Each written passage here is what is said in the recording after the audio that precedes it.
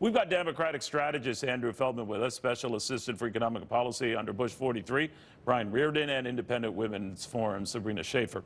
Sabrina, obviously the president wants to reclaim the agenda now. By now, of course, we know how the week started and the good reception he got to his speech before Congress, and then the Jeff Sessions, the recusal, and all the talk. How is this ending in your eyes? How are you seeing it wrapping up? You know, I actually think that this is going to be sort of good all around. I think that we always do want the media to investigate more. I was bothered by the last 8 years when the media just sort of ignored all sorts of private meetings and conversations that the Obama administration had. So I think in the sort of the big picture, this is a good thing that we're a little bit more, we're taking sort of some of this a little bit more seriously. But I do think that this is an administration that's going to learn, just like every administration before them, how to sort of manage the tension between things going on that are sort of negative in the media and things that are going on that they want to push forward that are positive. And I think there's a lot of positive things on the education front. Certainly expanding educational freedom is a great thing that lots of conservatives and can get behind. And we're talking about repealing and replacing Obamacare. That's good news for the administration. So I think that they have plenty of things to focus on, and that in the end, this is sort of good for the country. You know, Brian Reardon, when you look at this, and I don't know how much you saw with Bush 43 and all, everything goes in waves. You know, you got a series of good press days, or a series of bad press days, but we have this study out today that shows this president gets a disproportionate number of bad press days. About 88% of the stories gleaned by the Media Research Institute and some of these others to have not been friendly to him. Now, always in the eye of the beholder, and many will say this was a lot of the president's own doing and picking fights with the press. But how does he get his message out? And is there concern among the Republicans you talk to that he has to work a lot harder to do that? Yeah, I don't think Trump has ever had a problem getting his message out. And this is nothing more than an extension of what you saw during the campaign. And so, you know, I've been focused on tax cuts and making sure that we move the Brady plan, the House blueprint, through the Congress. And my expectation is that he's going to be able to focus on that and the health care provisions and the other things that are out on his plate at the same time that they deal with this. You know, Andrew Feldman, I mean, Democrats like to point out that when it comes to the health care thing, that Republicans are realizing how easy it is to criticize, but very difficult to come up with a solution or a fix yourself. And there does seem to be some indication that certainly conservative Republicans are balking at what the House and Senate leadership wants to do. How bad do you think this gets, or is it just a tempest in a teapot?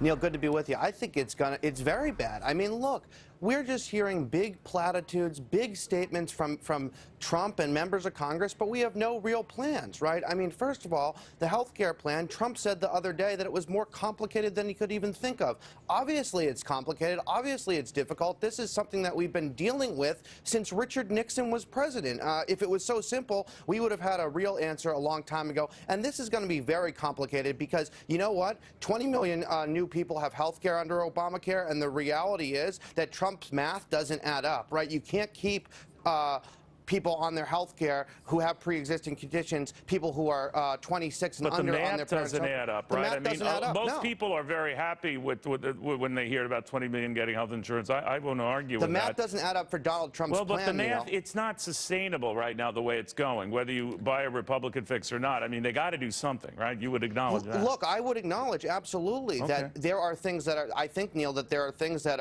couldn't be fixed with Obamacare, but that's what I would do. I would work on fixing the existing system, because what the plan that we have now, I don't think they have a way to pay for it, right? How can you keep everyone on, that they want to be covered and pay for it, without adding millions and trillions to the debt? Look at his budget plan. That's dead on arrival coming to Congress. In Washington, we have a bottom line, and it is called elections. And Republicans understand that if they mess this up, and it is very complicated. It probably shouldn't have to be so complicated. It's a commodity, health care. I don't know why it's so complicated. But if they mess this up, then 2018 will not go the way that they want. So Republicans are working Sabrina, very hard. I don't think they should have gone first with this. I think it's so complicated or whatever. It's such a Herculean task and getting everyone on the same page.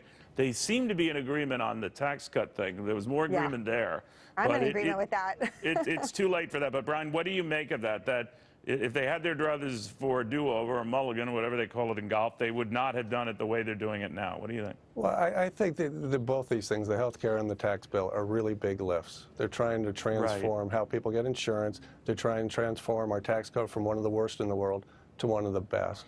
And so either one is going to have, it's going to be declared dead 5 or 6 times before it ends up on the president's desk and it gets signed into law. That's what happens with all these big reforms, and I think you're just seeing that taking place now. I'm confident that they're going to be able to get the health care thing done. They have to. The exchanges are dying. You can't get insurance on the exchanges at an affordable rate anymore. So they're going to have to do that, and they're going to have to do something about the tax cuts. We shall see. Guys, I don't want to jump on you there. Neil, they're going to have to work with Democrats, too, Neil. They're going to have to work with Democrats and come together. A lot of group hugging here, guys.